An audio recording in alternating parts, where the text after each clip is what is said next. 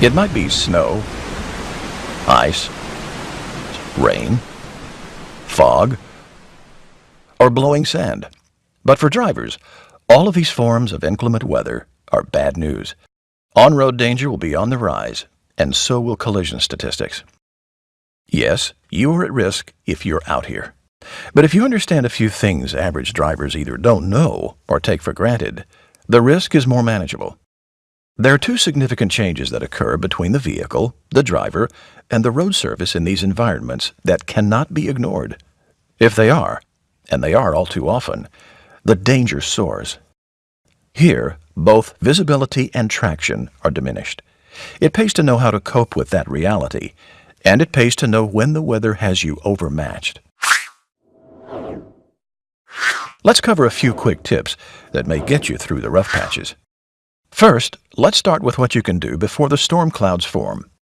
Here on a sunny day, it may not seem very important, but when the storm breaks, it's going to matter.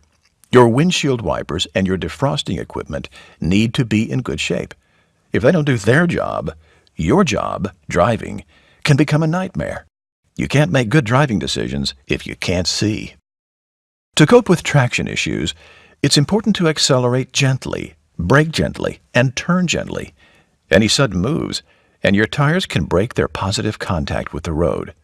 When that happens, you are pretty helpless. You can usually drive gently when you avoid sudden surprises and anticipate well. So, how do you manage surprises and enhance your anticipation skills? Start with speed management. In these conditions, speed limit signs lose much of their relevance. If you are even matching the limits here, you are going too fast. Don't let other drivers herd you into making bad decisions. There isn't any margin for error in this behavior. Slow down. Next, remember that space and visibility are linked. Seek plenty of space around your vehicle. Space provides margin for error and options should something go wrong, and it allows you to see what you cannot when your visibility is even partially obstructed. Make it a habit to push your eyes out as far as conditions permit. When something goes wrong out there, you'll want extra time to respond.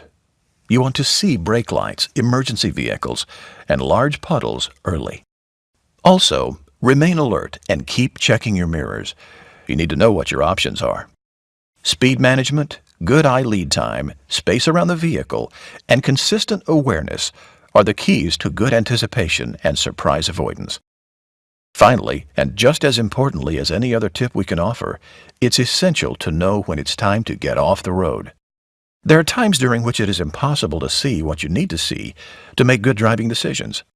There are also times, not necessarily the same times, during which it is impossible to maintain consistent traction between your tires and the road.